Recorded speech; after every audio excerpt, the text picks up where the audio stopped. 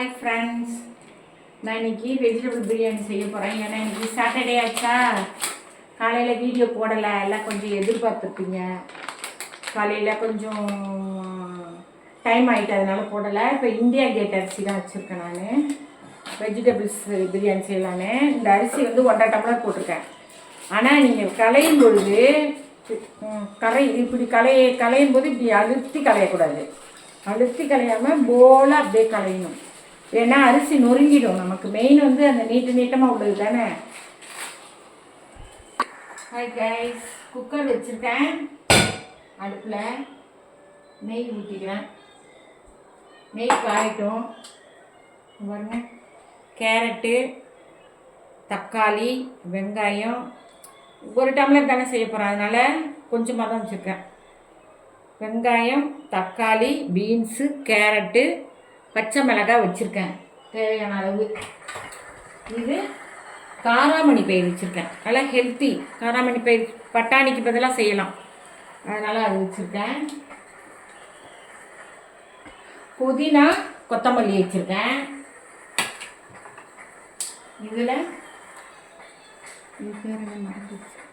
பேர் என்ன மறந்துருச்சு, மீல் மேக்கர். எனக்கு பேரே மறந்துருச்சு பாருங்கள். இதான் மீல் மேக்கர் வச்சுருக்கேன். இதில் மீல் மேக்கரை நல்லா தண்ணியில் ஊற வச்சு அப்படியே நல்லா இது மாதிரி புளிஞ்சிட்டு வச்சுக்கணும்.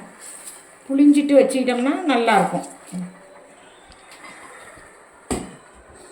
இப்போ எண்ணெய் காஞ்சிச்சு, நல்லா இருக்கப்பா எடுக்கிறது. ஸ்டாண்டில் போட்டால் அதனால பேரண்ட்டை கேட்டுக்கிட்டு இருக்கேன். ஸ்டாண்டில் போட்டால் கரெக்டாக தெரியுதான்னு பார்க்கணும். இதில் இலை போட்டுக்கிறேன், பட்டை போட்டுக்கிறேன்,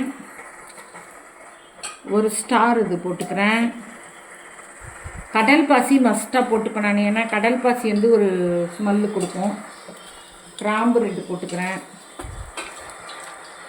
ஏலக்காய் 2 போட்டுக்கிறேன்.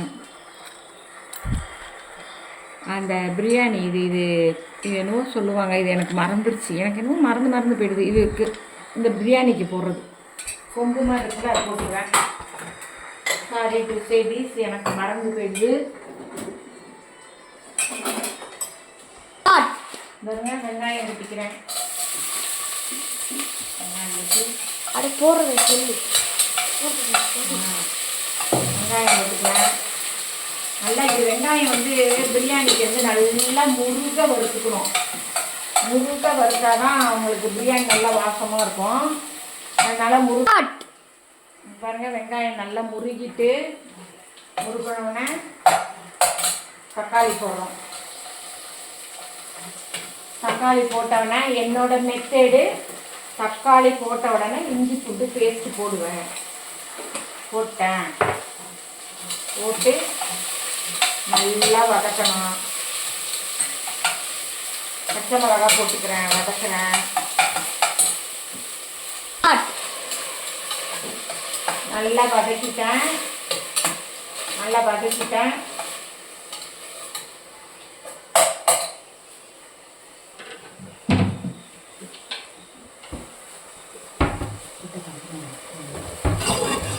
வதக்கிட்டேன். காஷ்மீர் சில்லி போட்டுருக்கேன். அதில் காஷ்மீர் சில்லி போட்டுக்கிறேன். கரம் மசாலா தூள் போட்டுக்கிறேன். எல்லாம் போட்டு நல்லா வதக்கிட்டேன்.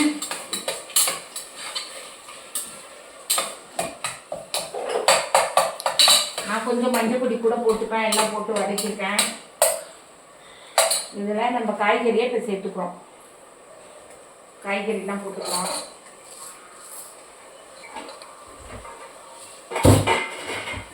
காய்கறிகள்லாம் போட்டு நல்லா வதக்கிட்டோம். நல்லா புளிஞ்சி மீல் மேக்கர் போட்டுக்கிறேன். மீல் மேக்கர் கொஞ்சம் போட்டுக்கிறேன். ஹெல்த்து மீல் மேக்கர் நல்லா புளிஞ்சிடணும். இது செடிக்கு ஊற்றலாம். செடியெலாம் நல்லா வளரும், நல்லாயிருக்கும்.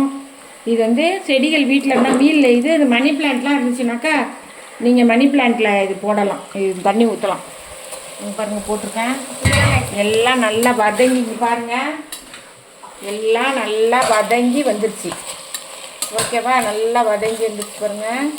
இங்கே போடுறேன். இந்த ஸ்டேஜில் இந்த பாருங்க, இது இந்த காராமணி பயிர் இதில் போடுறேன். ரொம்ப உடம்புக்கு நல்லது. பட்டாணி போடுறதுக்கு பதிலாக இது போடலாம்.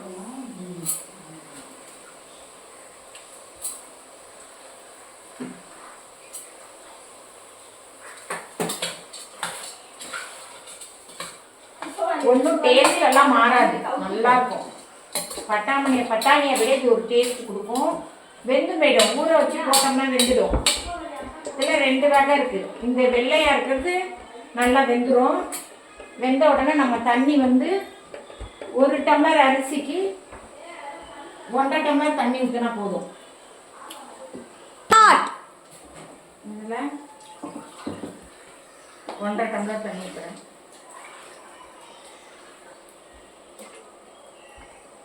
கொஞ்சம் 1.5 டம்ளர் தண்ணி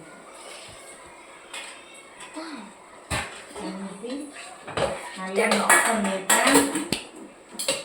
கொஞ்சம் நம்ம தயிர் சேர்த்துக்கலாம். தயிர் கொஞ்சம் சேர்த்துக்கலாம். நம்ம தயிர் வந்து ஒரு 2 ஸ்பூன் வச்சுக்கோங்களேன். 2 ஸ்பூன் அளவு தயிர் சேர்த்திங்கன்னா கொஞ்சம் நல்லாயிருக்கும். தயிர் சேர்த்துக்கேன்.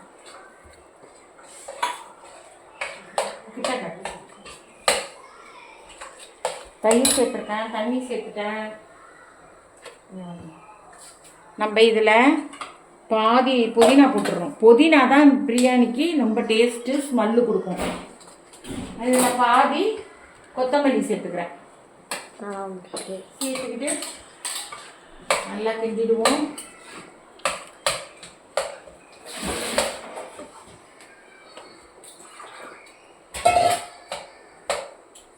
கிண்டி மூடி வச்சுருவோம்.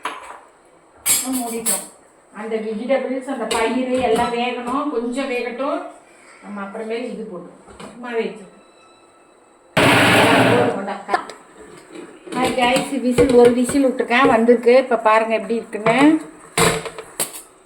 அதை நம்ம போட்ட நெய் மிதந்து வருது பாருங்கள்.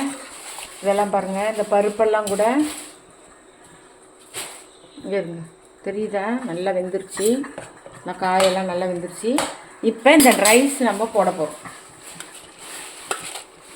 ரைஸை போட்டுடுறோம்.